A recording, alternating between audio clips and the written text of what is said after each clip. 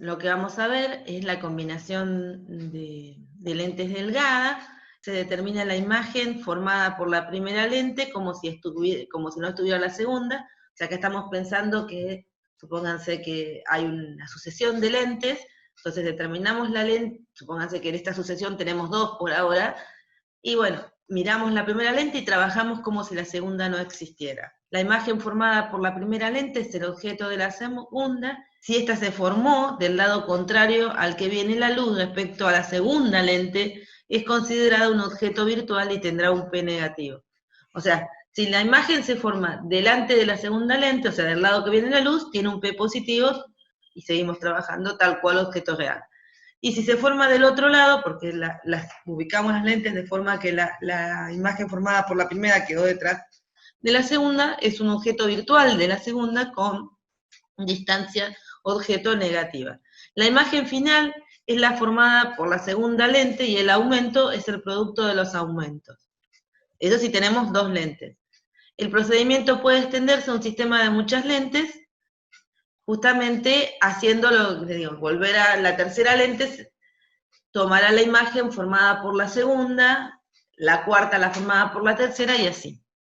Vamos a ver un ejemplo fácil, pero que los va a ayudar a entender lo que enuncié acá, que lo que dice que a 20 centímetros de un objeto de 2 centímetros de altura se sitúa una lente de 10 dioptrías, y a continuación de dicha lente se coloca a 25 centímetros una segunda lente de menos 20 dioptrías. Vamos por la posición final de la imagen. Para eso lo que necesito es saber qué tipo de lentes tengo, entonces lo que miro son las dioptrías. Si se acuerdan, las dioptrías eran 1 sobre el foco. Así que esto me está diciendo que tengo una lente con un foco positivo y una lente con un foco negativo. Eso quiere decir que la primera lente que se encuentra a la luz es una lente convergente. Y esta es otra forma de hacer el dibujo de lentes convergentes, que por ahí lo encuentran en unos libros como un diagrama, porque yo les dije cuando hicimos lentes delgadas que ya despreciábamos el espesor de la lente, entonces como que casi todos los rayos principales los íbamos a trazar respecto de un plano que perpendicular al eje de la lente que pasara por el medio. Pero otra forma de representarla, para no confundirse con los engrosamientos y demás, es de esta forma. Una lente convergente es una flecha doble, y una lente divergente, tengan piedad con el dibujo, es también una línea, pero las puntas de las flechas están invertidas. Bueno, tenemos como siempre que trazar el eje óptico para poder encontrar imágenes, poner la distancia a la que están las lentes, la tenemos en el enunciado, porque dice a continuación de dicha lente se coloca a 25 centímetros una segunda lente, poner los focos, y recuerdan que los focos los podemos sacar como 1 sobre las dioptrías, así que la primera lente tiene 0,1 metro de foco, y ahí están ubicadas con estas flechitas más o menos lo que en mi escala serían los 0,1, ahí estoy buscando los puntos, y ahora voy con el 0,05, así a grosso modo, que sería la ubicación del foco de la lente que tiene menos 20 dioptrías.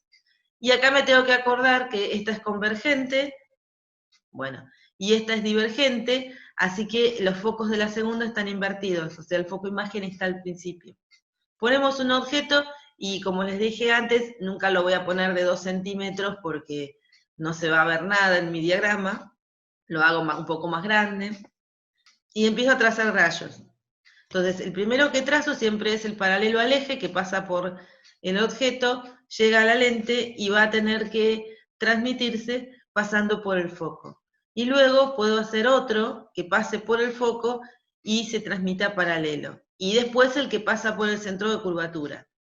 Con esos 3 rayos yo puedo formar la imagen del objeto, que así mirándola yo la veo bastante parecida en tamaño, invertida y real. Bien, entonces recuerden los que habíamos hablado de esto, en una lente las imágenes son reales y se forman por la intersección de los rayos transmitidos, e invertida, bueno, se ve en el dibujo evidentemente.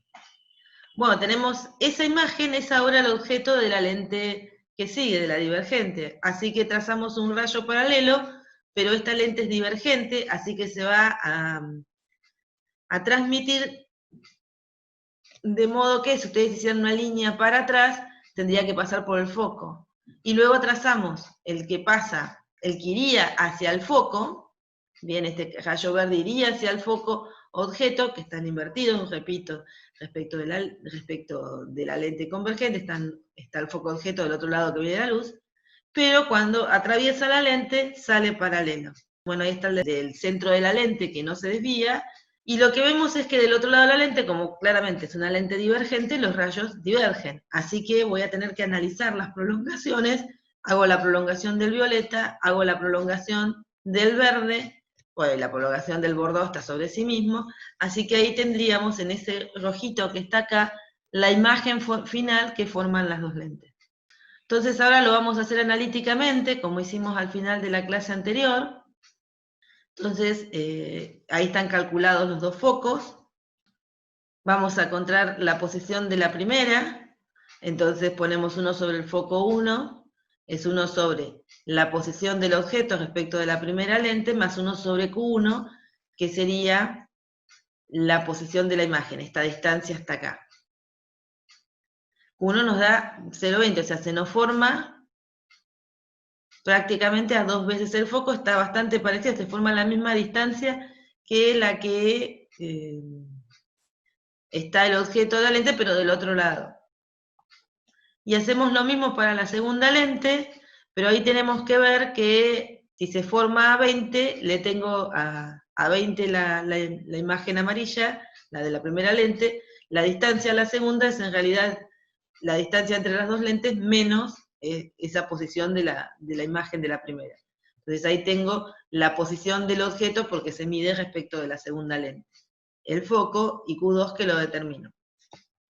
Fíjense de vuelta, acá Q1 me dio positivo, quiere decir que la imagen, como dijimos, es real, formada por la intersección de rayos transmitidos, mientras que Q2 me dio negativo y la imagen es virtual, está del lado que viene la luz, formada por la intersección de las prolongaciones de los rayos transmitidos. Vamos por el tamaño de la imagen, tenemos que calcular el aumento de la primera y el aumento de la segunda. Tenemos todos los datos, en el primero nos va a dar 1, cuando reemplacemos Q1, que vale 20 positivo, perdón, menos, acá me comí un menos, menos 1, porque es menos el 20 dividido que 1, que es 20, y el segundo nos va a dar, ahora sí, 0,5, porque tenemos que poner menos 0,025 dividido 0,05, y nos da ese número. Ahora que tenemos los dos aumentos, hacemos el producto, y nos da que la imagen final es la mitad de alto que la imagen inicial. Y acá de vuelta me copé con el número y me olvidé el menos del producto, de que está invertida. Tenemos la combinación de lentes. Ahora vamos a seguir trabajando un poco más con lo que aparece de esto. Lo primero que tenemos que ver si vamos a usar, por ejemplo, pensar cómo funciona una lupa, es entender un poquito cómo funciona el ojo. Y si son como yo, viste, de los que no les gusta mucho la biología, o sea, me gusta que los biólogos hagan biología, ¿ves? No me gusta a mí en particular. Tengan paciencia cuando describo el ojo, porque lo mío no es ni la medicina, ni la biología. Pero bueno, le puse ganas. Este sería un ojo humano. Fíjense que empezamos a describir distintas partes. Lo primero que se ve es la córnea, que es lo transparente que recubre y protege al ojo y por donde está pasando la luz. Es esta parte transparente que no sé si se alcanza a ver. Después tenemos el iris, que es la parte coloreada, que son en realidad unos músculos que se pueden expandir o contraer para cerrar la pupila, que sería el agujerito por donde entraría la luz, básicamente. Y detrás de la pupila hay una especie de lente que se llama cristalino, la pupila, córnea, que tiene la propiedad de que por unos músculos que tiene alrededor, puede como cambiar su concavidad, o sea, cambiar su forma y adaptarse a enfocar con nitidez objetos tanto lejanos como cercanos. Cuando uno se va haciendo viejito como yo, y bueno, le aparece, después de los 50 les aparece la presbicia, o después de los 40 y pico, que es justamente un problemita con estos músculos que se llaman cuerpo ciliar, que están como ya más cansados, o sea, funcionan mal, digamos, y no acomodan también al cristalino. Y bueno, el punto final donde se nos tiene que formar la imagen de los objetos, está bien, porque imaginen, yo siempre les digo, uno ve el objeto porque el objeto refleja la luz, así que esta luz que está entrando y atraviesa la pupila y el cristalino, es la que trae la información de los objetos que estamos observando y deben converger en la retina. En la retina lo que tenemos son las células fotosensibles, que hay de dos tipos, unos que trabajan con la intensidad de la luz, que son los bastones, que son los que trabajan, por ejemplo, cuando estamos en una habitación con mucha luz, bueno, ahí como que el ojo se acomoda para después de un rato que nos enceguecemos, empezamos a ver con nitidez, y si entramos a una habitación a oscuras, vieron que al principio uno no ve nada, porque viene un lugar iluminado, pero después de un rato empieza a distinguir objetos, porque justamente esos bastones trabajaron sobre la intensidad de la luz. Y los conos, que tienen que ver con los colores. Los conos son los que detectan ese RGB, rojo, verde y azul, de los colores primarios que les hablé hace unas semanas, para la luz. Bueno, si alguno de ellos está dañado, o sea, no detectan ese color, o lo detectan mal, digamos, no todo el rango de colores que se asocia, por ejemplo, con el rojo, son daltónicos. O sea, son personas que de los 3 colores que tienen que observar, tal vez observen 2, entonces cuando miran algo, el color que ellos observan es distinto al color que observamos nosotros. Y bueno, hay todos unos test, inclusive, que si los quieren bajar en internet para saber si son daltónicos, sobre todo los varones, porque a veces son daltónicos a un color, pero o sea, son daltónicos al rojo, pero no es que no ven toda la gama de rojo, sino una porción. Está dañado el cono, pero no destruido. Y bueno, lo más común es que sean daltónicos al rojo, pero pueden ser también al verde, lo menos común es al azul, y pueden ser daltónicos a todo, digamos, no ver ninguno de los colores, y en ese caso verde en escala de grises. Pero bueno, esos en la información están los conos, y toda esta información después el nervio óptico lo lleva al cerebro y la procesa.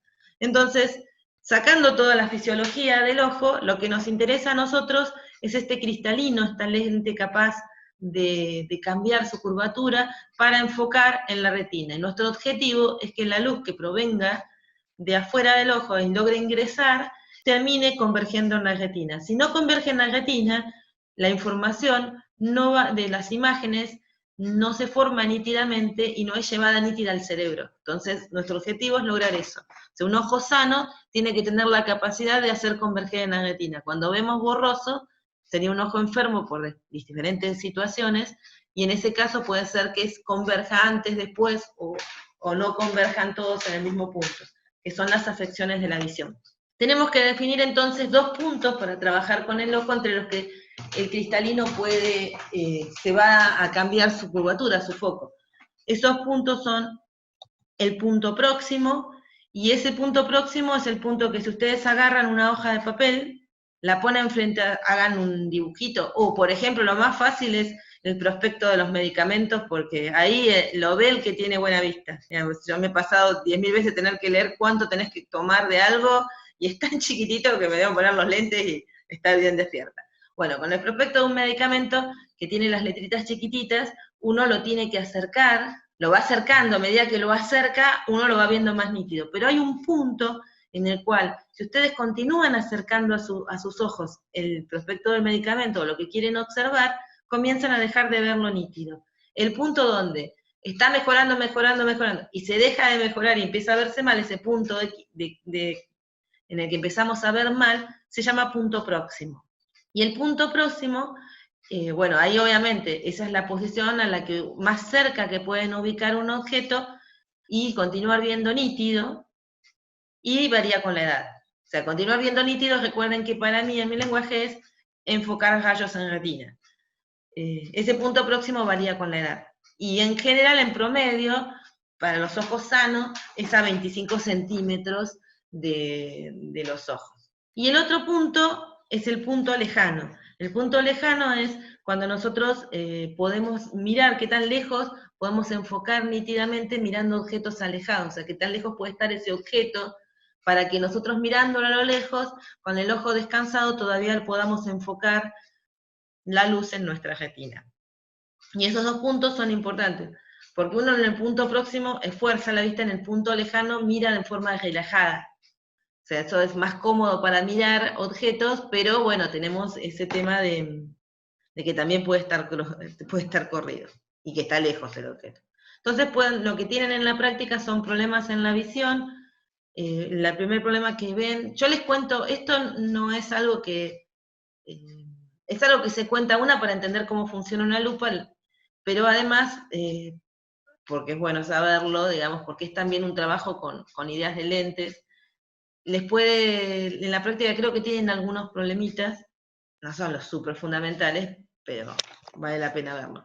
Uno de los problemas es la miopía. La miopía es cuando el punto lejano no está tan lejano, no está en el infinito, y los rayos que provienen de objetos lejanos convergen antes de la retina, formándose en la retina una imagen desenfocada.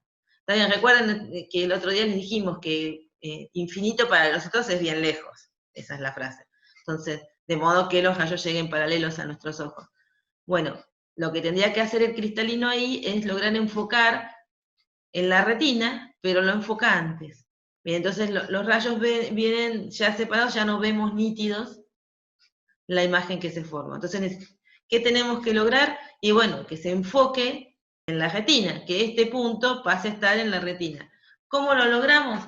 Y bueno, una opción es utilizar una lente divergente, que haga diverger un poquito los rayos antes de llegar al cristalino, para que así, cuando los toma el cristalino y los hace converger, como ya no vienen tan paralelos, sino que vienen un poco divergiendo, logra converger en la retina.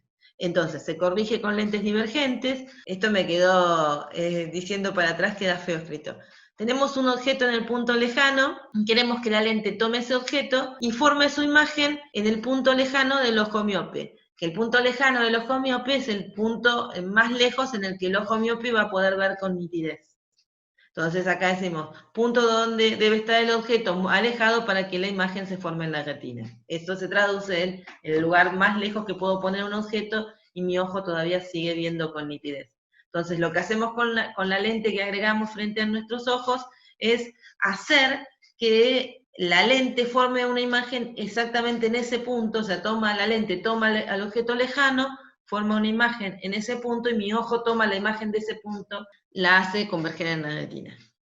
Y el punto lejano de un ojo miope se puede encontrar asumiendo primero que el objeto tiene que estar en el infinito y que el ojo tiene un asiento foco, que naturalmente sería el 0,025 que separa la distancia del cristalino a la retina, pero que ustedes tendrán otro valor, que corresponde al punto donde convergen. Eso depende del dato, tienen que jugar con esa idea. Y una forma de verlo lo más fácil posible es trabajar con las potencias. Recuerdan que las potencias definían el poder de convergencia de una lente, entonces nosotros podemos decir, bueno, yo quiero que mi ojo tenga el poder de convergencia de un ojo sano. Lo que tenemos que hacer es tomar la distancia del cristalino retina como foco de la lente ojo sano, ¿bien? Y sacar su potencia, esta sería la potencia del ojo sano, y eso tendría que ser la suma de las potencias de la lente que voy a poner para lograr mi objetivo de ver bien, y la potencia de mi ojo miope, tomando esta distancia, la del cristalino al punto de convergencia de los rayos, como foco de la lente de ojo miope. Nos da la potencia de la lente, con signo incluido, que necesitamos tener. La otro problema que podemos tener es la hipermetropía, que es que el punto próximo se encuentra más lejos de los 25 centímetros y las imágenes de los objetos que se forman detrás de la retina. No aparece, esperen que ahora va a aparecer. Además, se llega hasta el final. Ahí está. Bueno, ahí está. Entonces tendríamos el ojo y observen, los objetos que están próximos, la luz, en lugar de converger en la retina, converge atrás. Eso es hipermetropía. O sea que en vez de en 2,5 converge en 2,8 o en algún lugar. Lo tenemos que hacer converger antes. Entonces lo que hacemos es poner una lente acá que haga que los rayos converjan un poco, de modo que junto con el cristalino también terminen convergiendo en la retina. Acá está descrito un poco mejor porque se corrige con una lente convergente que genera una imagen virtual, porque en general lo que va a pasar es que la imagen que genere esa lente tiene que estar frente al ojo y frente a la lente, asumiendo que la lente está pegada al ojo, entonces va a ser virtual, va a estar del lado que viene la luz, pero tiene que formarla en el punto próximo del ojo enfermo, punto donde debe estar el objeto cercano para que la imagen se forme en la retina. Pero el objeto lo vamos a ubicar a 25 centímetros, es decir, ponemos el objeto en el punto próximo verdadero, ponemos una lente para que genere una imagen de ese objeto que está en el punto próximo, pero en el punto próximo del ojo enfermo. Y se hace de vuelta lo mismo, pidiendo que en este caso el poder de convergencia, o sea, la potencia, sea igual a la potencia del hipermétrope más la potencia de la lente, y de ahí podemos sacar cuál potencia tiene la lente y también el foco. Y la presbicia y el astigmatismo, la presbicia es el mismo tipo de problema que te los comenté recién, que la hipermetropía, pero en este caso tiene que ver con que el ojo ya no se puede acomodar tan bien, lo tienen casi todas las personas mayores de 40 y pico, 25, 50. Bien, y el astigmatismo, que es el más complejo, es que ya el ojo tiene una forma como deformado respecto de un ojo normal y enfoca en diferentes puntos. O sea, entonces eso ya es más complicado, o sea, la curvatura del ojo no está dañada respecto a la normal, y bueno, eso lo que se tiene que hacer es poner una lente llamatórica que tiene distinta curvatura, se hace especialmente para ese ojo, y trata de compensar los distintos enfoques que tiene. O sea, ese es el problema un poquito más complejo. Bueno, ahora que sabemos cómo funciona el ojo, entonces ahora vamos a ver cómo funciona la lupa. Bueno, entonces, volvemos a la idea de punto próximo, y uno va acercando un objeto a la vista. Esto podría ser el dibujo de una flor, dibujadito chiquito en un papel, y bueno, y va atendiendo un ángulo subtendido θ0 a medida que lo acercan, hasta una posición en la que ya dejan de ver nítido, y ahí determinan la posición del punto próximo. El tamaño de la imagen que se forma en la retina está relacionado con el ángulo que subtiende la imagen, bien, con este ángulo θ0. Y claramente, cuando uno lo va acercando al ojo, ese ángulo va creciendo, así que la imagen se va viendo cada vez mejor, eso de acercar el prospecto para verlo. Hasta el punto próximo, ahí ya se acabó. Sí, acá están los 25 centímetros que lo escribí en metros. Bien, entonces podemos escribir a la tangente de ese ángulo θ0 que subtiende el objeto cuando estamos en el punto próximo, que es la altura del objeto sobre la distancia, o sea, la posición del punto próximo. ¿Qué estamos haciendo acá? ¿Por qué asumimos la tangente parecida al ángulo? Básicamente porque, o sea, la tangente igual a la altura del objeto sobre la distancia al punto próximo, no hay ninguna aproximación. La aproximación está acá, en aproximar el ángulo a la tangente, y eso es porque, obviamente, cuando nosotros acercamos al punto próximo, lo que queremos ver con nitidez es un objeto pequeño. Bien. Entonces va a subtender un ángulo pequeño. Y cuando interponemos una lupa, o sea, ponemos una lupa en nuestros ojos para mirar, onda joyero, cuando mira las joyas, o geólogo mirando roca, es que la lupa aumente el tamaño del objeto que observamos. Pero lo que nos podemos preguntar es cómo logramos que la lupa lo haga. Entonces, lo primero, la lente tiene que formar una imagen virtual del mismo lado del objeto, porque nosotros miramos el objeto del otro lado de la lente, y aumentada, de modo que subtiende un ángulo mayor. Entonces, ¿esto cómo lo lográbamos? Y bueno, si utilizamos una lente convergente, se forma una imagen virtual derecha y que subtiende un ángulo mayor. Del otro lado de la lente, del lado que viene la luz, pues es virtual, vean, derecha. Y lógicamente para optimizar esto, lo que vamos a hacer es que esa imagen se forme en el punto próximo del ojo. Recuerden, para que una lente convergente forme una imagen virtual, lo que necesitamos es poner al objeto entre el foco y la lente. ¿Se acuerdan que ahí lográbamos formar una imagen virtual? En las otras posiciones del foco para distancias mayores, ya la imagen era real. Así que lo que vamos a hacer es colocar al objeto entre el foco de la lente y la lente. Y acá está el trazado de rayos. El que van a reconocer seguro es el rayo que pasa por el centro de la lente y no se desvía, o sea, pasa por el objeto y el centro de la lente, y este que es el rayo que pasa paralelo y tendría que ir al foco de la lente que está un poco más atrás. Cuando hacemos las prolongaciones de estos dos rayos nos da la punta de la flecha, acá tenemos la flecha.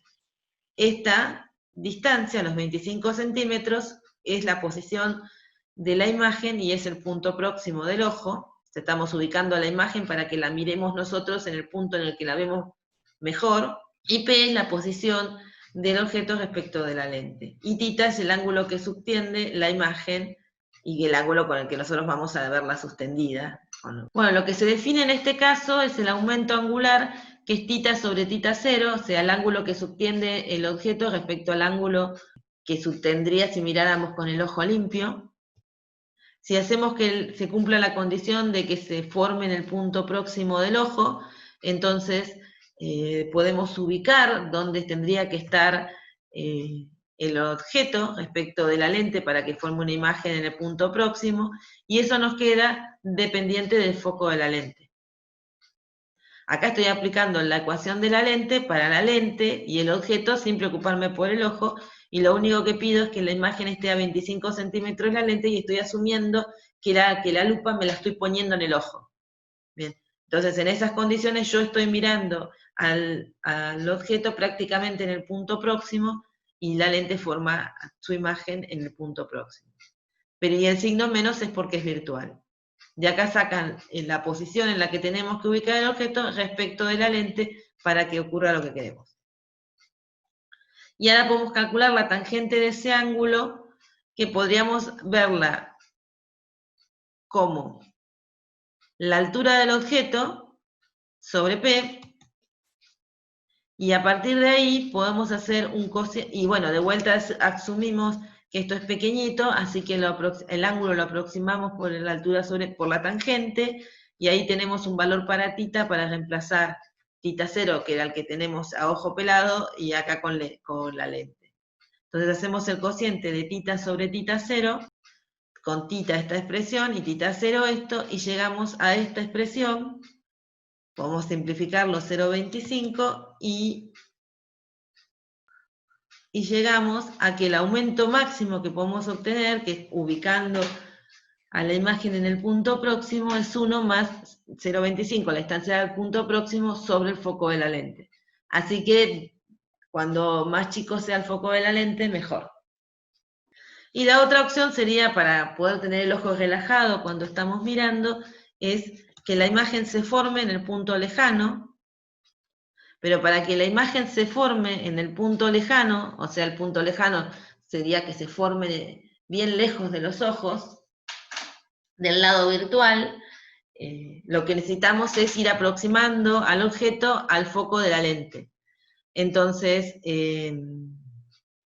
mantenemos lo de θ aproximada a h sobre f, y hacemos el cociente de los ángulos, porque lo que estamos poniendo acá es que estamos llevando al objeto a la posición del foco. Entonces ahora en vez de h sobre p, p es aproximadamente f. Entonces el ángulo lo aproximamos como h sobre f, y esto sería el aumento si estamos mirando, poniendo el objeto de modo que la imagen se forme en el punto lejano y lo podamos mirar con el ojo relajado. Y eso es también, si ustedes prueban con alguna lente convergente que tengan, si es que tienen una lupa, y empiezan a alejar y acercar un objeto, van a ver que hay un rango en el que ven nítido el objeto, en un momento lo ven más grande que en otro, pero siempre van a ver más grande, pero dibujan con el que lo ven nítido. Bueno, están entre estos dos valores. El microscopio también tiene dos lentes convergentes, en una versión más sencilla. Obviamente los que usan ahora en los microscopios es un poco más, tienen más lentes y más cosas, pero la versión más sencilla, que es la que inventó Galileo, es con dos lentes convergentes. La lente más próxima al objeto se llama objetivo. O sea, nosotros el objeto lo vamos a ubicar acá y la lente más próxima al objeto se va a llamar objetivo. Y posee una distancia focal pequeña. Ahora vamos a analizar por qué nos interesa que tenga una distancia focal pequeña. Y la lente más alejada, la que está cerca del ojo, se llama ocular. Y esta va a actuar como una lupa. Acá tenemos las dos lentes, el eje y los focos aproximadamente puestos, y estas distancias deben representar algo. Se me perdió la animación. Representaban algo. Bien, vamos a poner el objeto más allá del foco, pero antes de 2 veces el foco. Y su distancia es P1. Entonces acá decimos que P1 va a ser mayor o a lo sumo igual, pero o sea, no igual, pero cercano al foco del objetivo. La imagen que se forma, fíjense, bueno, no se va a formar ahora, parece. Juro que ayer lo animé. Ahí va. La imagen que se forma es todo rayo que incide paralelo, se refracta pasando por el foco, el que pasa por el centro de curvatura no se desvía, y ahí tenemos, no dibujo el otro porque tengo que poner más rayos y queda todo taponeado. Bueno, ahí tendríamos la imagen. Entonces, ¿por qué la ponemos un poco más allá del foco? Porque es la región en la que vamos a lograr imágenes reales, pero que además estén aumentadas. Trae como consecuencia también que estén invertidas, pero bueno, los que están acostumbrados a mirar por microscopio ya saben que están invertidas cuando observan.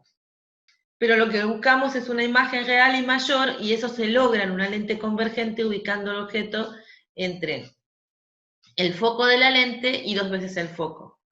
Eso no sé si experimentalmente en General 3 han jugado con lentes, en Experimental 3 han jugado con lentes, sino una opción es que se pongan en casa a ubicar el objeto a distintas distancias de una lente convergente, hacer los trazados de rayos y van a ver que entre el foco y la lente es virtual aumentada, y después del foco en adelante siempre son reales, pero el aumento, el mayor tamaño se da cuando más cerca estén de la distancia del foco.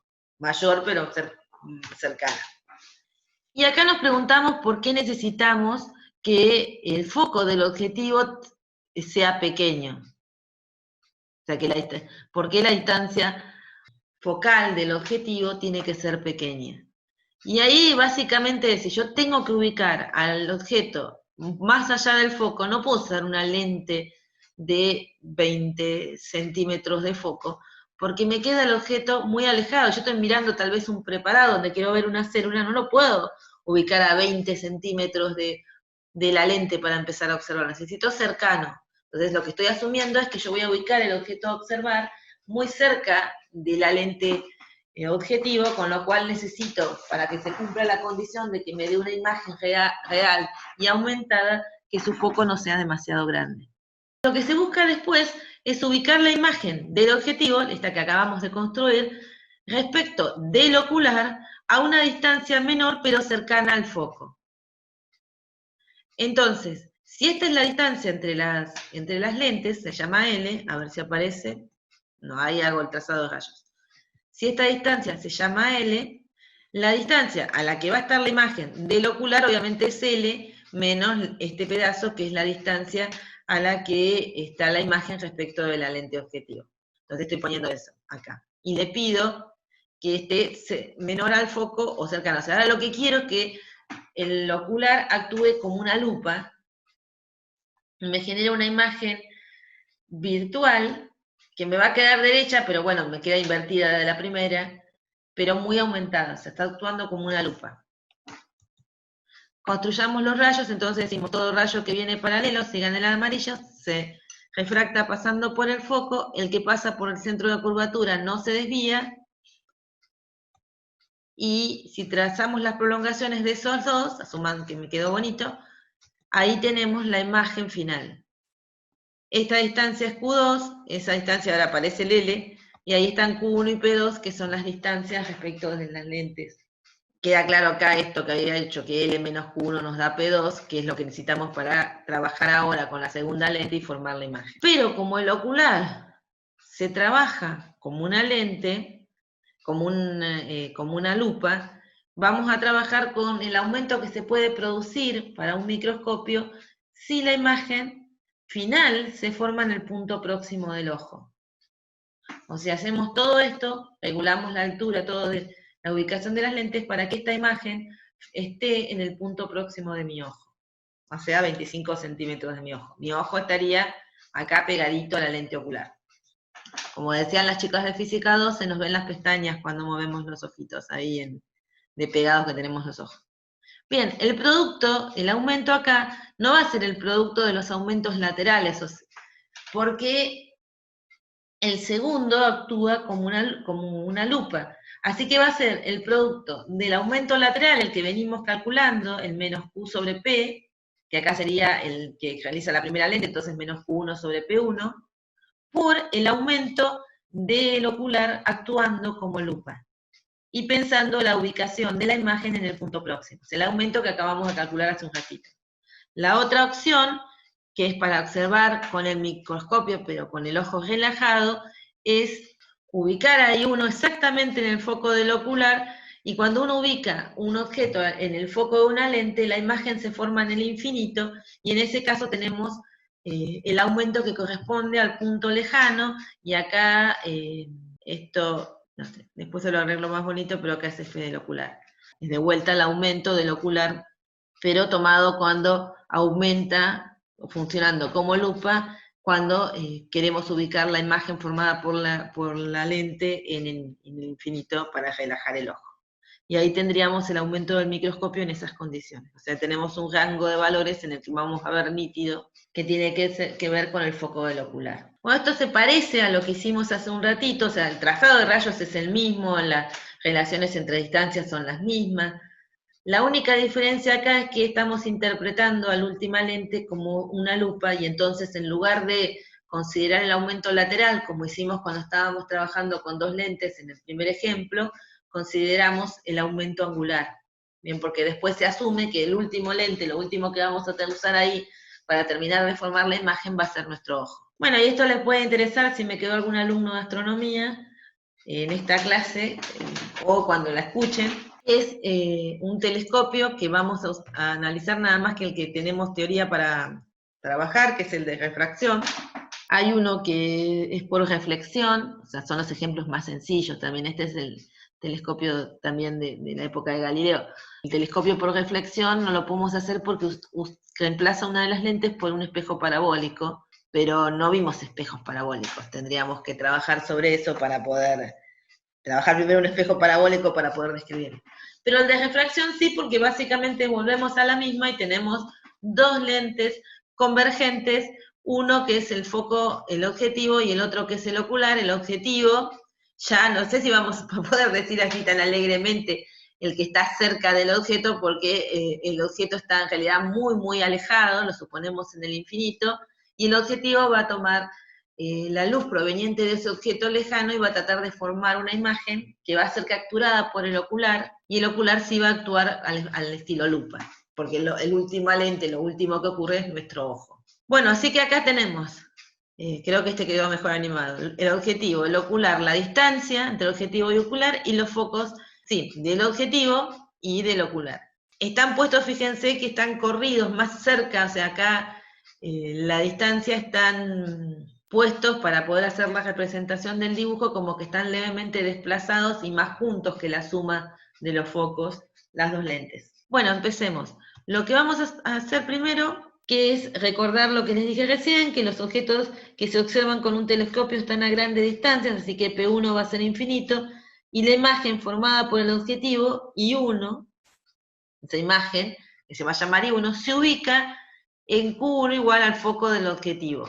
al foco imagen. Acá tendríamos que ponerle, de acuerdo a nuestra notación, para distinguirlos, una primita. Nos quedamos con esa implicación y vamos a ubicar la imagen. Lo que tenemos que suponer es que los rayos que provienen de una imagen, de un objeto muy alejado, van a llegar paralelos a la lente. Bien, por eso dibujo dos rayos paralelos. Uno, el que pasa por el centro de curvatura, seguro no se va a desviar. Y el otro lo dibujo como para que les dé una idea de qué es lo que pasaría. Se va a ir también a cruzar con el rayo justo para formar la imagen del objeto infinitamente alejado en el foco del objetivo. Entonces ahí tenemos la imagen formada del foco del objetivo.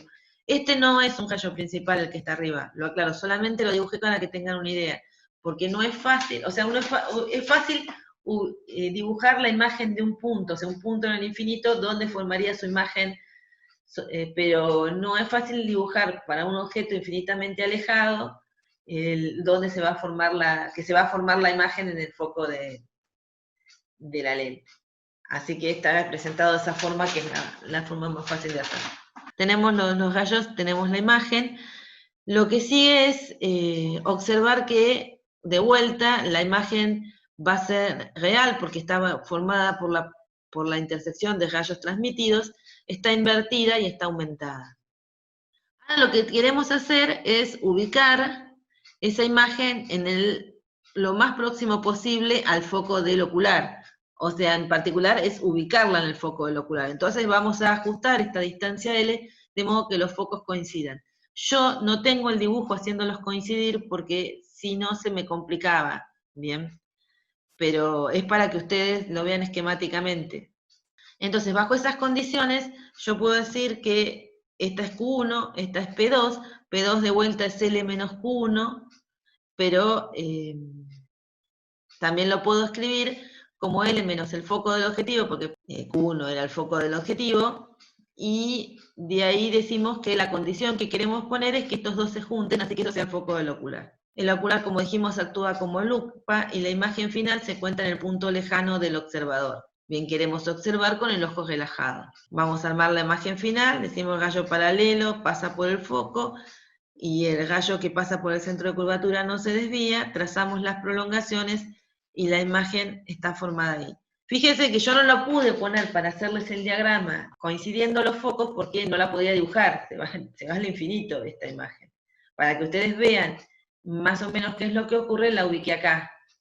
Si las voy juntando, esto se me va alejando hasta que finalmente se me forma en el punto lejano. El aumento del telescopio, fíjense que como los rayos vienen paralelos, y si miran P1 es infinito, no vamos a poder definirlo de la misma forma que lo hicimos con el microscopio. Entonces, porque prácticamente tendríamos que hacer menos Q1 por P1, pero P1 es infinito, sobre P1, perdón, pero P1 es infinito. Así que lo que se define es la razón entre los ángulos que subtienden, a ver si me aparecen, ahí, los rayos que provienen paralelos desde el infinito con el eje, y los rayos que van hacia la imagen con el eje. Este tita que está acá, ¿bien? Que es el que forma la prolongación con el eje, y este tita que está acá, tita 0. Entonces queremos hacer un cociente entre este ángulo, que es igual a este, y este ángulo que es igual a este.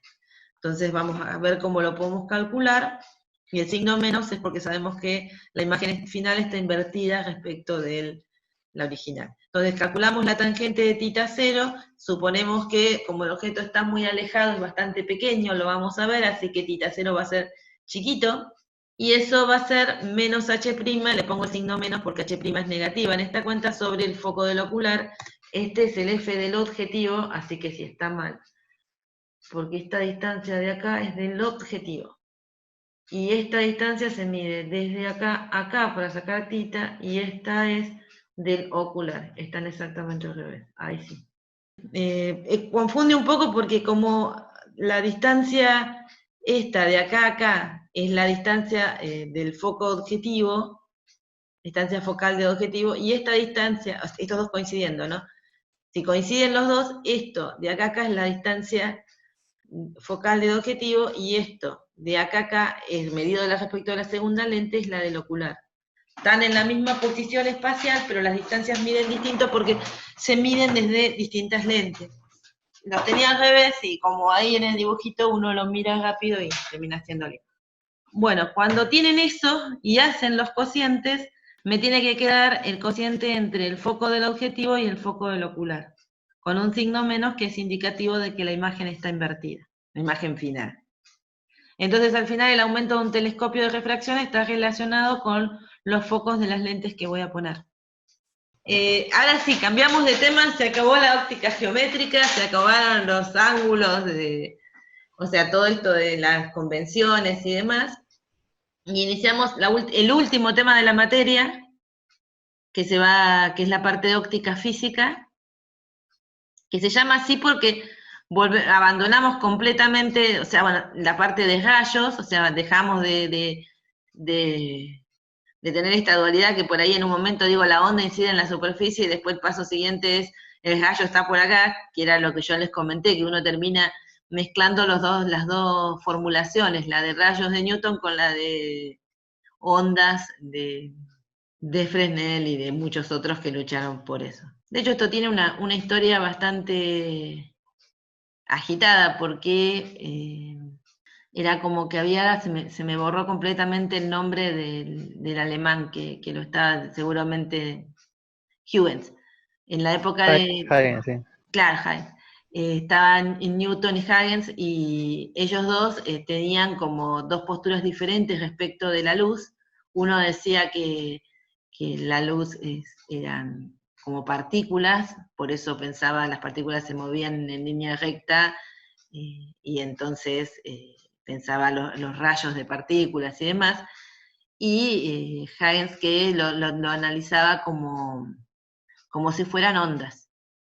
Entonces, claro, en ese momento, Newton, aparte de que los que defendían la postura de ondas, uno era súper enemigo de Newton, y Newton tenía un renombre importantísimo, nadie cuestionaba a Newton, y la teoría ondulatoria quedó como aplastada, digamos, por la fama de Newton, y nadie la siguió, hasta que comenzaron a aparecer evidencias de que la onda, para poder describir determinados fenómenos, teníamos que pensar a la luz como ondas. Entonces empezaron a aparecer personas que para poder describirlos, esos fenómenos, comenzaron a revivir lo que decía Huygens y los demás, y este justamente es como uno de los experimentos que empezó a revivir la teoría y fue como una lucha ardua entre los dos, porque obviamente aunque habían pasado más de 300 años, seguía muy firme la teoría corpuscular de la luz de Newton y muy defendida por los científicos de la época. Después les voy a contar cuando llegue el momento, creo que si no es el martes que viene, que hasta organizaron un concurso para explicar uno de los fenómenos y un experimento para dejar en ridículo a uno de los que lo trataba de escribir, y en realidad el experimento terminó comprobando la teoría ondulatoria. Entonces fue una de esas cosas que se dan en la ciencia, lo que pasa que ahora está mucho más acelerado, ¿no? En esa época nosotros estábamos luchando por las reglas de la independencia y los físicos estaban tratando de decidir si la luz era una onda o era una partícula, y después que se empezaron a decidir por qué era una onda, por el peso de la evidencia experimental, volvimos a tener evidencia experimental de que la luz se comportaría como partículas 100 años después, cuando se surge toda la física moderna, que eso lo van a ver en General 4. Así que este es uno de los experimentos que introduce nuevamente en la historia a la teoría ondulatoria de la luz. Entonces, vamos a empezar por el principio. Les cuento lo que tenemos. Tenemos una lamparita de luz blanca que ilumina una plaquita tipo filtro de color rojo, o sea que lo que va a salir después de esto es luz roja, luz con longitud de onda en el rango del rojo, y 2 ranuritas que acá están dibujadas gruesas, pero supónganse que son súper finitas, como si hubiéramos cortado con una gilet una hojita de papel apenas, y la iluminamos con esa luz. ¿Qué esperan ver? ¿Qué esperarían ver? Supongan que, en el caso más grosso, si les cuesta imaginarlo, que supongan que las ranuras no son tan finitas, las necesito finitas para describir el fenómeno, pero asumamos que no son tan finitas, y iluminamos 2 ranuras con una lámpara que hemos filtrado el color para que solo pase el rojo, entonces iluminamos esas 2 ranuras con luz roja.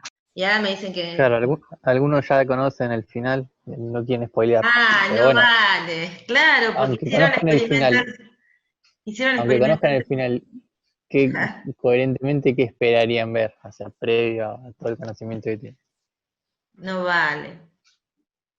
¿Y alguien que no sepa? No, hoy no están los que no saben. Los que no saben están estudiando alguna cosa. Y dejaron grabando, o van a verlo. Lo que se esperaba ver en ese momento, básicamente, era que estas dos formaran como 2 haces de luz que se superpusieran, entonces esperaban ver una región iluminada, básicamente, toda una región iluminada, que era la superposición, y después oscuridad alrededor. Supónganse como una ranura un poco más ancha, una región iluminada con formita de esa ranura un poco más ancha, y después alrededor oscuro. Eso sería lo que intuitivamente uno espera ver, porque sería lo que vería si uno agarra una linterna y ilumina 2 ranuras gruesas. Pero lo que vio Ian fue un patrón de franjas brillantes y oscuras. Entonces, el problema, bueno, acá está, no miren este Niwa 3 porque lo robé de algún lado. Esto estaría en el centro, por eso está mostrado toda esta línea para marcar que este es el centro de las 2 ranuras.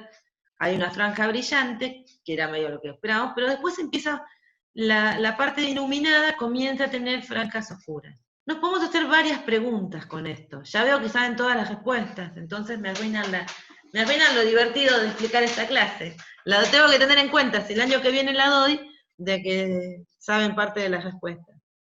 La primera pregunta sería, ¿por qué Ian utilizó un filtro? O sea, ¿por qué no hizo iluminar directamente con luz blanca las 2 rendijas? ¿Por qué se utilizan 2 rendijas y no lo intento con 2 fuentes? ¿Por qué no pongo 2 lamparitas directamente y veo qué pasa? ¿Por qué uso 2 rendijas?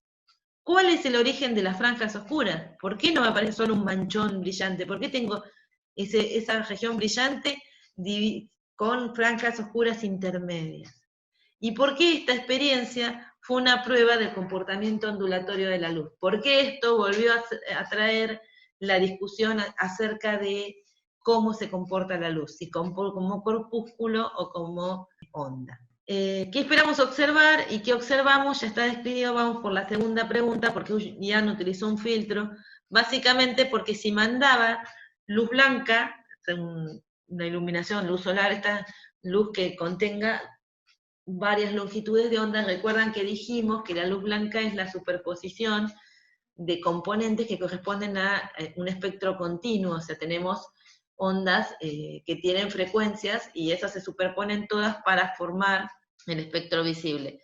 Si nosotros mandáramos luz blanca, terminaríamos observando para cada uno de los colores que compone esa luz un espectro de este tipo, pero que estaría como desplazado. Encima, lo que observa es, acá, fíjense, lo que se ve blanquito es donde se superpusieron todas las componentes, y se recuerdan que ya habíamos dicho que se superponen todas las componentes, o al menos el RGB, les va a dar blanco, y después fíjense en que empezamos a ver una región oscura, o sea que aún así, aún con luz blanca, tenemos el problema de decir qué pasa con la parte oscura, y además tenemos el problema de ver que después no se me siguen haciendo franjitas blancas, sino que empiezo a ver dispersión de colores. Entonces eso también, o sea, pero ¿cuál es el problema? ¿Por qué mejor miro con un filtro? Porque es muy difícil caracterizar el patrón de esto. Bien, al tener un continuo, al tener así, es difícil determinar dónde están las franjas oscuras, porque podrían estar tapadas, o sea, las de un color pueden estar tapadas por otro. Bien, o sea, por eso, a donde vemos azul, quiere decir que probablemente ahí haya una franja oscura de otros colores, como el rojo, por ejemplo, o donde vemos blanco es donde hubo una superposición de casi todos, y cuando vemos rojo, como decir, bueno, ahí hay una franja oscura del azul. Entonces, como que no era fácil distinguir dónde estaban las franjas oscuras y brillantes. Si ponemos policromática, entonces filtremos, miremos de a uno los colores y vamos a ver con más nitidez los patrones, y después sabemos que superponiendo los patrones vamos a obtener este patrón de luz blanca. Entonces ahí contestamos por qué necesitamos un filtro. Obviamente en la época de Ian no había un láser, ¿bien? Que es con lo que se hace ahora, o con lo que ustedes tal vez hayan hecho en algún laboratorio alguna vez. Para tratar de entender un poco la cuarta pregunta, ¿cuál es el origen de las franjas oscuras? Esta la vamos a seguir charlando en un ratito. Igual también tenemos que entenderla, las dos van a aparecer medias juntitas. Fíjense, acá tenemos un corte, es como si estuviéramos mirando desde arriba las ranuras, tenemos un corte y vemos las dos ranuras y las ondas que están saliendo de las ranuras. O sea, la luz llega acá, al frente de onda, y acá dibujamos dos ondas. Y acá, esto es la pantalla que tenemos ubicada acá atrás. Entonces podemos ir mirando diferentes puntos y, por ejemplo, acá vemos que si las dos ondas llegan en fase, logran ver que las dos ondas están en máximo y llegan con la misma fase a este punto, las dos ondas se van a sumar. Ese punto corresponde a un punto brillante, que está, en este caso sería muy cerca del medio, ¿bien? La región del medio. Si las dos ondas llegan a otro punto, esto sería otro punto de la pantalla, también en fase, obviamente me vuelvo a encontrar con la misma situación, estoy dentro de una franja brillante. Acá sería cuando llegan completamente en fase. A veces llegan con un poquito de desfasaje, pero todavía puedo sumar las intensidades. Ahora, ¿qué pasa cuando llegan con la fase contraria? Bien, o sea, con una en máximo y la otra en mínimo. En ese caso, cuando yo sumo las dos ondas, se me va a anular. Y en ese punto encuentro una franja oscura. De acá, de estos dibujos, puedo empezar a entender por qué aparecen las franjas oscuras y las franjas brillantes. Pero también puedo entender por qué necesito utilizar dos rendijas y no dos fuentes. Eso tiene que ver con que cuando las fuentes emiten, cada tanto, o sea, emiten con una cierta fase. Y yo necesito que, o sea, primero, es muy difícil hacer que las dos fuentes mantengan la fase cuando son dos, porque las fuentes emiten con una cierta fase, pero aleatoriamente suelen cambiarla. O sea, aleatoriamente cambian su fase y de las ondas. O sea, por ejemplo, si estaba, por decirlo a lo bruto, ¿no? Si la fuente estaba emitiendo y uno miraba las ondas que salían, supónganse, con un máximo, y bueno, cuando lo vuelve a mirar en unos ratos, aparecen con un mínimo. O sea, la fase que yo tengo en el tiempo no se mantiene esa onda respecto de un tiempo anterior. Entonces es muy difícil sincronizar dos fuentes, o sea, construirlas de modo que aleatorio, porque es aleatorio, ¿está bien? Entonces, ¿cómo hago para que dos fuentes cambien las fases al mismo tiempo y encima la misma? Para que yo pueda mantener un patrón estable. Entonces, tener dos fuentes no es una opción para medir esto, porque yo necesito un patrón estable, necesito mantener la diferencia de fase de las ondas para poder calcular en este punto si van a llegar en fase o no, y si eso está, una fuente cambia su fase y la otra cambia por otro lado, y me cambian la diferencia de fase de las dos ondas, y bueno, este punto en un momento me aparece brillante, y unos segundos después, me aparece oscuro, al final termino viendo algo desdibujado. Entonces, no. Bueno, si pongo una sola fuente ya va a ser coherente consigo misma, cuando cambie su fase lo va a hacer para todas las ondas, y entonces siempre el punto donde llegan en fase las ondas va a ocurrir más allá de con qué fase lleguen, van a llegar en fase, que es lo importante. No importa si llegan las dos en máximo o las dos en mínimo, lo importante es que lleguen en fase para poder sumarlas. Entonces, estas dos preguntas se pueden contestar con esto. Y ahora vamos a ver por qué es una prueba del comportamiento ondulatorio. Entonces, resumiendo, bueno, obviamente, porque lo estoy explicando a través de ondas. Si yo lo quisiera explicar a través de rayos, no lo puedo detectar. Dibujen los rayitos que salen de cada una de las rendijas y van a ver que se forma una franja brillante y no aparece el patrón de máximos y mínimos. Entonces, ¿por qué ya no utilizó un filtro? Porque se interfieren ondas monocromáticas, porque si interfieren ondas, esas son las respuestas, monocromáticas de la misma frecuencia, por lo que es género filtrado de luz blanca. Fíjense además una cosa, que por ahí yo lo dije y no se los dije explícitamente. Cuando yo les mostré el patrón de interferencia de la luz blanca, aparecieron, les dije, bueno, la luz está compuesta de varias componentes, y bueno, depende de si yo hago interferir esas componentes, me va a generar este patrón. Entonces, si no fui lo suficientemente clara ahí, o sea, si yo hago interferir, por ejemplo, las componentes que tienen que ver con el azul, voy a generar el patrón de interferencia del azul. Si lo hago con el rojo, voy a generar el patrón de interferencia con el rojo. Entonces voy a tener las franjas brillantes y oscuras que corresponden a cada una de las longitudes de onda. Y cuando sume todos los patrones, voy a obtener ese patrón de luz blanca donde me aparecen franjas oscuras, me aparecen las brillantes, blancas y en una dispersión de colores, pero en el que no voy a poder determinar con exactitud el patrón que corresponde a cada longitud de onda. Pero eso lleva implícito lo que acabo de decir recién, que estoy haciendo interferir ondas con la misma frecuencia. No puedo hacer interferir el rojo con el azul. Bien, hago interferir rojo con rojo, la frecuencia de un rojo con la frecuencia de ese mismo rojo. No puedo hacerla interferir con la frecuencia de otro rojo, o la frecuencia del azul, o la frecuencia del amarillo. Se interfieren ondas de la misma frecuencia. Y si yo quiero ver con claridad el patrón de interferencia, sabiendo que se interfieren ondas de la misma frecuencia, necesito filtrarla para ver una sola frecuencia.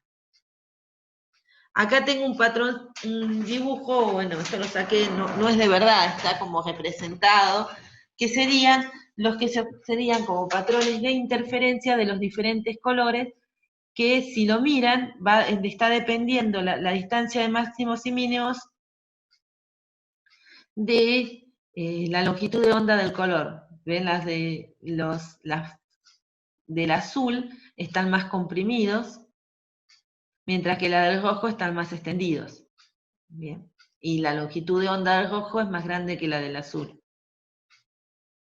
Entonces acá tienen, por ejemplo, cómo aparecería para cada uno de los colores, y si los superponen, ya se pueden imaginar que esto tendrían que tomar, este es el medio, que es donde están todos bien ubicados en la misma posición. Acá tenemos medio patrón. De acá para el otro lado sigue la otra mitad. Entonces, si esto es el medio, fíjense que acá si superpusiéramos todos veríamos blanco, pero después empieza a verse un poco de azul, un tono rojizo, y después en el medio la superposición de colores. Y fíjense que solamente elegí 4, o sea, acá si estamos hablando de espectro de luz blanca como la luz solar o la luz de una lamparita, es un continuo, o sea que tendría que tener muchos de estos patrones. Por eso el filtro para poder ver el patrón específico, ver las franjas oscuras y brillantes. ¿Por qué se utilizan 2 rendijas y no 2 fuentes? Es lo que les comenté recién, lo de la coherencia. Dice porque para generar un patrón estable, no sé por qué esto le debo haber hecho, para generar un patrón estable en el tiempo necesita que la diferencia de fase entre las ondas sea la misma en el tiempo. Y esto significa que las fuentes de luz deben ser coherentes, pero 2 fuentes de luz distintas son incoherentes porque producen cambios de fase aleatorios en intervalos menores a los nanosegundos. ¿Cuál es el origen de las franjas oscuras? Viendo nuestra explicación, es la interferencia destructiva de las ondas provenientes de las 2 rendijas. Es ese dibujo donde decimos que llegan con un desfasaje de 180 o de media longitud de onda, entonces una en máximo, otra en mínimo, se anulan, ¿no? ¿Y por qué era una prueba del comportamiento ondulatorio de la luz? Porque el patrón observado solamente lo van a poder explicar si tratan a la luz como una onda. Bueno, lo que vamos a hacer ahora es tratar de hacer una cuentita, creo que hasta vamos a llegar bien con el horario, vamos a hacer una cuentita donde consideramos las ondas que provienen de las 2 rendijas, las sumamos para ver qué pasa en distintos puntos y entender mejor o poder ubicar en la pantalla, predecir dónde vamos a ver franjas oscuras y brillantes, de acuerdo, por ejemplo, a la longitud de onda con la que estamos eliminando las rendijas, la distancia entre rendijas, etc. Acá estamos describiendo uno de los fenómenos que se observan con rendijas, que es justamente el patrón de interferencia. Por eso asumo que las rendijas son muy finitas, porque no quiero ver el otro fenómeno, que es la difracción. La difracción la vamos a ver, calculo que la semana que viene. Sí, pues me queda todavía ver un poco más de interferencia. Pero la semana que viene vamos a ver difracción y ahí terminamos, y no quiero, o sea, para que el patrón de difracción no me afecte, considero rendijas muy finitas. O sea, estamos mirando uno de los fenómenos. Entonces, de acuerdo a las condiciones anteriores, escribimos las dos ondas que se van a interferir asumiendo coherencia. Está bien que podemos considerar que estas ondas mantienen la diferencia de fase entre ellas, ¿sí? Mismas direcciones de polarización y propagación, ¿bien? Porque viene luz de la misma fuente, vamos a suponer que estamos haciendo incidir luz polarizada para simplificar las cuentas, y que se propagan en la misma dirección, estamos iluminando con la misma lamparita, y que son monocromáticas de igual frecuencia. Bien, no solo monocromáticas, sino además que tienen la misma frecuencia, estamos iluminando, supónganse ya más en nuestras épocas, con un láser.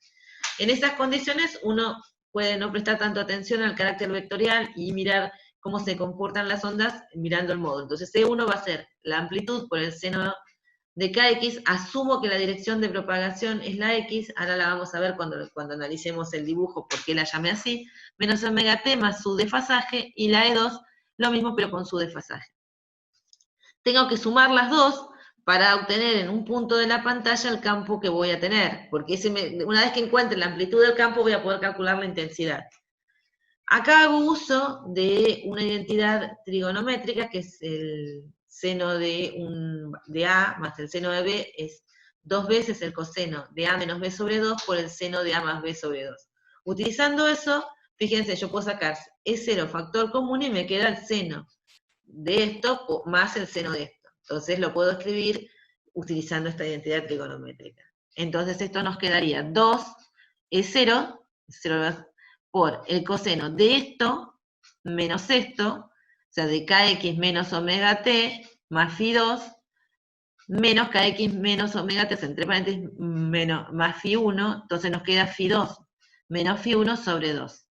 Y después tenemos que hacer el seno de la suma, entonces nos quedaría 2 veces kx menos omega t más phi 2 más phi 1 sobre 2, que es la parte que está acá. El 2 veces se va con el 2 que tenía, que estamos acá. Entonces, básicamente es aplicar esta identidad a esta expresión y obtengo esta expresión para el campo. Antes de ir a la intensidad, yo les pregunto, y espero que alguien me conteste, es, mirando esa expresión, ¿cuál sería la amplitud de la onda que llega a ese punto de la pantalla? O sea, ¿cuál sería la amplitud, más bien, cuál sería la amplitud, sí, de la onda suma, de la suma de las dos ondas en ese punto de la pantalla, en donde estamos trabajando? Después caracterizamos mejor el punto. Por ahora lo que decimos, en una pantalla miramos un punto y en ese punto llegan dos ondas y yo voy a sumar esas dos ondas, una proveniente de cada rendija, y me da esta expresión que estoy señalando con el puntero, y yo quiero saber cuál es la amplitud de esa onda. ¿Qué identifico con amplitud y qué identifico con la parte oscilatoria? 2E0 por el coseno. Esta es justamente la amplitud. Esa es la que voy a utilizar para calcular, porque lo demás es la parte oscilatoria, para calcular la intensidad. Entonces la intensidad, ¿te acuerdan que era un medio del épsilon que caracteriza al medio, que en este caso es aire, por eso está epsilon 0, la velocidad de propagación en el medio, que en este caso es aire, así que va a la velocidad de la luz, por la amplitud al cuadrado, que es 2 veces E0 por el coseno. Bueno, distribuimos los cuadrados, o sea que nos quedaría un 4 acá, E0 al cuadrado y el coseno cuadrado. Fíjense que este pedacito, un medio de epsilon 0c por E0 cuadrado, lo podemos trabajar como que fuera la amplitud inicial de la fuente, entonces la intensidad inicial de la fuente en ese punto. Entonces lo que hacemos es llamarla I0, y esto nos queda 4 veces la intensidad por el coseno cuadrado. Cuando este 4 y 0 normalmente lo llama la intensidad máxima que podemos obtener por el coseno cuadrado. ¿Por qué es la intensidad máxima? Y porque es lo más grande que podemos obtener, y lo más grande que podemos obtener es cuando el coseno da 1 o menos 1. Bueno, ahí tenemos la intensidad. Vamos a encontrar una expresión para las franjas oscuras, que eso implica interferencia destructiva. Las franjas oscuras implicaría interferencia destructiva, implicarían que en ese punto la intensidad tiene que ser 0. Para que la intensidad sea 0, la única opción que tengo es que el coseno me dé 0, o sea, el coseno cuadrado me dé 0, en consecuencia el coseno me tiene que dar 0. Para que el coseno me dé 0, el argumento tiene que ser un múltiplo impar de pi sobre 2, donde m es un número entero. Entonces, esta expresión de acá indicaría un múltiplo impar, esto es un múltiplo impar de pi sobre 2, y esta expresión indicaría la condición de interferencia destructiva. La acomodamos un poco más, simplificando este 2 con este 2 de acá, y la condición de interferencia destructiva es esa, que la diferencia de fase sea un múltiplo impar de pi, es decir, que vengan desfasadas en pi las dos ondas que llegan a la superficie, es decir, que una llegue en cresta y la otra en valle, supónganse, como para hacer una analogía, bien, no necesariamente tiene que llegar en cresta y valle, porque van llegando en el tiempo, pero siempre con ese desfasaje. Cuando queremos ver las franjas brillantes, tengo que hablar de interferencia constructiva. Ahí pido que I sea máximo. Eso significa que el valor absoluto de este coseno me tiene que dar 1. Eso significa que el argumento del coseno tiene que ser un múltiplo entero de pi. Y ahí llegamos a la condición de interferencia constructiva. Ahora, fíjate que lo que estoy analizando acá es la diferencia entre la fase de una onda y la fase de la otra. El kx menos omega t es el mismo, pero estos φ1 y φ2 me determinan la diferencia de fase con la onda. Por eso yo digo, bueno, me estarían diciendo que si la onda llega en un dado momento con un máximo, la onda 1, la onda 2 llega con un mínimo. Bien, siempre el desfasaje es contrario. Entonces, en ese punto, cuando lo sumo da 0. Ahora lo vamos a relacionar mejor con la distancia que recorren. Todavía no hice esa cuenta. Por ahora lo que hice fue simplemente sumar dos ondas, bien, dos ondas cualquiera, o sea, de hecho esto es muy general, o sea, estoy diciendo, llegan dos ondas a un punto que tienen esta expresión, la sumo, veo cómo me da la expresión de la intensidad y me veo qué condición tienen que cumplir las fases de esas ondas, la diferencia de fase de esas ondas, para que se sumen o se resten. De hecho, entre que tengo la interferencia destructiva y me da un punto totalmente oscuro, y tengo la interferencia constructiva y ese punto brilla, tengo un intervalo de valores en las que no se cumple esta condición ni esta, sino que estoy en el intermedio, de ir de una a la otra. Entonces, en realidad, las franjas no son tan cuadraditas como se ven, sino que hay una región en donde empezamos a ver la decadencia de la intensidad y después una región donde empezamos después a ver que crece. Claro, nosotros para nuestra vista se termina viendo en la región brillante muy intensa y la oscura muy oscura, y más o menos le calculamos que son franjas brillantes y oscuras nítidamente separadas, pero no es tan así, o sea, la intensidad decrece y sube, de acuerdo a la expresión de cómo se mueve este coseno, con esta diferencia de fase. Tema que ahora tendríamos que tratar, como me está preguntando Juan, ¿cómo hacemos con esta diferencia de fase? Bueno, acá tenemos ondas en fase, M se va a llamar el orden del máximo, o sea, que fíjense en que si yo pongo m igual a 0, corresponde a una diferencia de fase igual a 0, si pongo m igual a 1, corresponde a una diferencia de fase de 2pi, o sea que es como que corrí la onda una longitud de onda, bien, entonces termino superponiendo la misma onda, termino sumando todos los puntos de la onda, dando la misma intensidad. Bueno, vamos acá. Arriba les dejé las condiciones que hemos obtenido, y ahora la pregunta que les estaba empezando a preocupar, que es cómo lo relaciono con la distancia entre rendijas y la posición en la pantalla. Ahí tenemos un dibujito, está la fuente, están de vuelta vistas desde arriba las rendijas, acá estarían las rendijas, acá estaría la distancia entre ellas, entre los centros de las rendijas, acá estaríamos representando la dirección de propagación de una de las ondas, el camino óptico de una onda, este es el camino óptico de la otra onda. Cuando trazamos una línea recta de donde queremos ver la onda hasta el punto donde lo queremos terminar, vamos a llamar a esto camino óptico. Entonces lo que nosotros tenemos que comparar para saber qué tan desfasadas están es las distancias que recorrieron, la diferencia de distancias que recorrieron, que es lo que están preguntando recién. Entonces son las diferencias de camino óptico. Tenemos que trabajar con R2 menos R1. R2 menos R1, si miran acá al costado, es esta distancia delta. Esta distancia delta es R2 menos R1. Y a esa la vamos a llamar diferencia de camino óptico. Vamos a suponer que las rendijas son chiquitas y que la pantalla está alejada. Esta dirección que estamos acá es la dirección X, bueno, en la que se propaga, y esta es la posición sobre la pantalla en donde vamos a ver máximos y mínimos. El frente de onda se está propagando en esta dirección y se va a interferir en diferentes puntos, de diferentes formas los diferentes puntos sobre la pantalla. Si la pantalla está alejada, y si ustedes quisieran trazar, podemos decir que el ángulo que forma la línea que une el centro de la distancia entre las dos rendijas y el punto donde yo quiero calcular la interferencia, este ángulo tita, ¿ven? Se forma con la línea que pasa por el centro y la línea que une ese centro con el punto donde yo quiero calcular. Va a ser igual a los ángulos que forman los caminos ópticos con una paralela o sea, con una línea que une el medio de la rendija y perpendicularmente a la pantalla.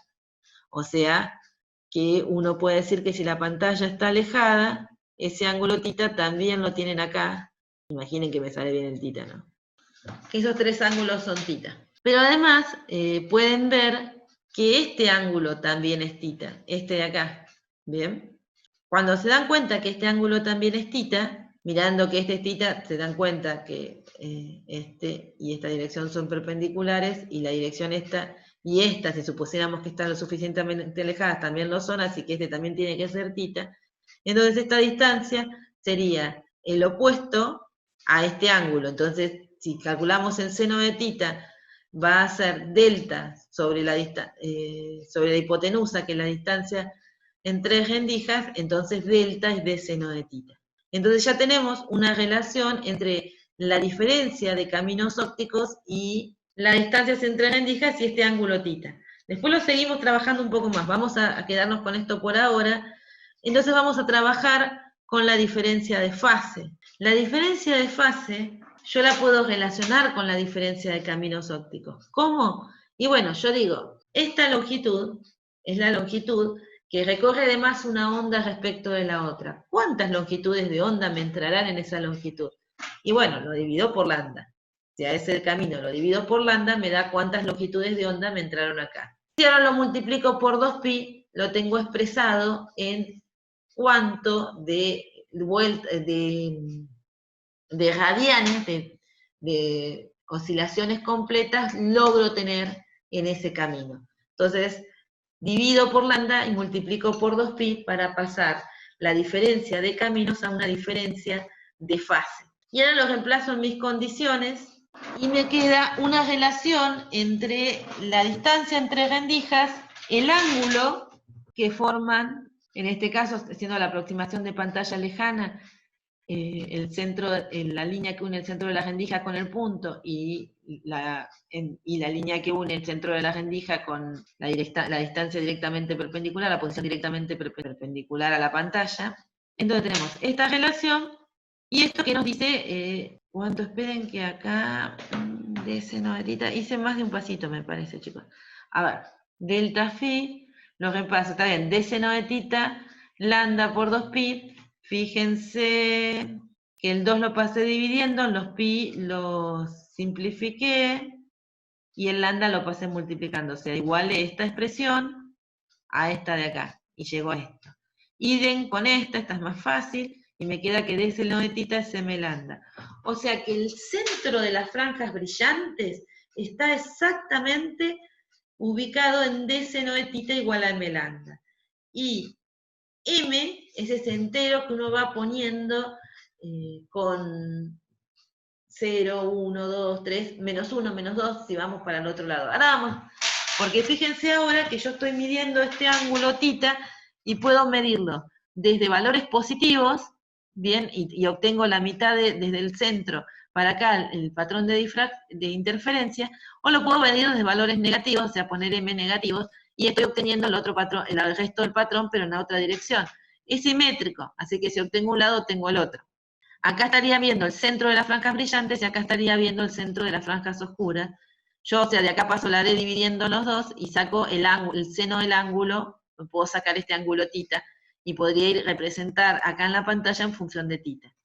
Pero en la pantalla yo prefiero, en vez de tener un eje que sea seno de tita o función de tita, que lo van a encontrar en muchos libros, que les aparece este eje que yo llamé I porque lo quiero trabajar directamente en distancia, en algo medible con una regla, en lugar de medir con un goniómetro los ángulos, lo van a encontrar muchas veces dibujado en la pantalla en función del seno de tita o del tita, o sea, que es lo mismo porque lo pueden convertir. ¿Cómo lo convertimos? Es la pregunta. Bueno, lo que vamos a decir es, de vuelta, la pantalla estaba alejada, así que el seno del ángulo tita no va a ser muy distinto que la tangente de tita, bien, porque este ángulo es pequeño. Pero la tangente de tita era la posición del punto, el opuesto I, sobre el adyacente que es L. Así que puedo reemplazar el seno de tita en estas expresiones por I sobre L. Cuando hago eso, llego a dos expresiones para las franjas brillantes y oscuras, en donde ya tengo ahora la posición respecto de el punto, la perpendicular, o sea, ponemos la rendija, marcamos el centro, perdón, ponemos las dos rendijas, marcamos el centro de las dos rendijas, hacemos la perpendicular a la pantalla, terminamos el punto. Respecto de este punto, medimos las coordenadas y tenemos la posición de las franjas oscuras y las posiciones de las franjas brillantes respecto de este punto. ¿Cómo voy obteniendo? Pero siempre recuerden que estas ecuaciones son la posición del centro de la franja brillante y la posición del centro de la franja oscura. Bueno, ahí yo tengo escrito constructivo y destructivo en función del seno del ángulo, y acá lo que tengo para comparar un poco es qué es lo que se observa y qué es lo que grafico normalmente. Entonces, lo que yo veo en una pantalla son estas regiones brillantes y oscuras. ¿Ven que acá se alcanza a ver que acá es más intenso y que la intensidad comienza a decrecer hasta que llegan a la región oscura? Bueno, si uno hace el gráfico de la intensidad de ese I máximo por el coseno cuadrado, lo que tiene es un gráfico de este tipo, donde el máximo de intensidad coincide con este máximo y los mínimos, yo traté de que coincidieran, los mínimos coinciden con la región oscura. Y entre medio tienen un decrecimiento de la intensidad que es bastante abrupto hacia la oscuridad. Entonces, ¿qué observan? Esto. ¿Cómo es la intensidad en función de, podría ser el seno de tita, o podría ser la posición I, es esta. Bueno, identifiquemos nuestras condiciones en función de la posición I. Repito, podrían encontrar los libros en función del seno de tita y es lo mismo. Este punto corresponde a las I oscuras. Este punto, si le ponen ganas, o cualquiera de estos puntos corresponden a las I brillantes. Fíjense que en particular este sería el orden 0. Si ponen m igual a 0 acá, nos dice que el centro está exactamente en I igual a 0, que es el centro del patrón. Después yo puedo poner más 1 y me aparece este, o menos 1 y me aparece este, más 2, menos 2, más 3, menos 3, y me va dando las posiciones de los máximos en coordenadas brillantes. Y con los oscuros puedo hacer una lógica parecida y ir reemplazando, pero fíjense en que si pongo 0, me aparece este punto. Analicemos ahora un poco más este patrón, porque queremos describir qué ocurre con la separación en franjas, qué le pasa a este patrón si hago diferentes experimentos. El primero que voy a probar es que la separación entre las rendijas aumenta, lo otro es que la longitud de onda de la luz incidente disminuya, o sea que en lugar de verde tenga azul, por ejemplo, que la distancia entre rendijas y la pantalla aumente. Entonces, para contestar cualquiera de estas preguntas, necesito tener una expresión de la separación entre, ahí nos piden franjas brillantes y oscuras, de esas franjas, en función de la longitud de onda, la separación entre rendijas y la distancia a la pantalla. Vamos a ver. Para las franjas brillantes, la separación tendría que ser la posición de un máximo brillante en I más 1 menos la posición en el anterior. Si hacen la cuenta, reemplazan la expresión de las brillantes, está de acá, en M más 1 menos en M, les da que están separadas lambda L sobre D. Si hacen lo mismo para las oscuras, la cuentita es igual, pero un poquito más larga, les queda también que están separadas en lambda L sobre D. Con esto ahora pueden ir y contestar. Si la separación entre las rendijas aumenta, la distancia entre brillantes y entre oscuras se achica, es decir, que el patrón se comprime. Si la longitud de onda disminuye, también se comprime. Por eso veíamos, ¿se acuerdan? Cuando estaban el rojo o el verde se veía de esta forma, pero cuando veían el azul veían que en el mismo tamaño aparecían más franjas brillantes y oscuras azules porque se comprime con lambda. Y obviamente es más grande si aumentamos la distancia a la pantalla, bien, si aumentamos L. Otra de las cosas que podemos observar de esto es que están equiespaciadas, bien, tanto franjas brillantes como oscuras están equiespaciadas. Y lo último que nos queda, que es una aclaración, y ya calculo que me cortan, pero dijeron que hoy tomaban y estaban reservando yo, es que para un punto cualquiera de la pantalla, cualquier punto de la pantalla, yo tengo que repetir todo el procedimiento. Si yo quiero saber qué pasa en ese punto, qué intensidad va a tener ese punto. Entonces, pero ya no puedo poner la condición de constructiva o destructiva, porque ya no tengo el caso de que se anule completamente o tenga completamente brillante, es el máximo de intensidad o el mínimo absoluto. Tengo puntos que pueden tener intensidades que varían. Entonces yo puedo, por ejemplo, querer saber el desfasaje que tienen las dos ondas o algún dato, o querer calcular justamente la intensidad, y necesito para eso conocer el desfasaje, capaz un delta. Entonces lo que tengo que hacer, acá también va un delta, no es que me estoy tachando, es volver a calcular, la diferencia de caminos es la misma que hicimos antes, la diferencia de fase es la que estuvimos trabajando, pero no ponemos la condición de interferencia constructiva o destructiva, sino que aproximamos el seno por la tangente por I sobre L, reemplazamos y tenemos una expresión para la diferencia de fase en función de todos mis parámetros, pero que me vale para cualquier punto en la pantalla y no necesariamente para dónde está el centro de la franja brillante o el centro de la franja oscura. O sea, la interferencia constructiva o la destructiva. Puedo obtener los demás puntos. Esto era lo último de la clase de hoy. Mañana lo que vamos a ver es interferencia, pero de películas delgadas, que es también una forma de hacer interferir ondas, pero ahora no es luz que pasa a través de una rendija, sino es iluminando las superficies y viendo cómo se transmiten o se reflejan las ondas cuando tienen una película donde no tienen dos interfaces. Eso lo vamos a ver bien mañana, que es el otro caso, y después vamos difracción, que es lo que no estamos viendo acá hoy. Tendríamos que tenerlo en cuenta para una rendija, pero con la condición que les dije, rendija muy fina, no tendríamos que, lo podemos despreciar a ese fenómeno. Yo terminé acá, si tienen preguntas, pueden hacerlas ahora.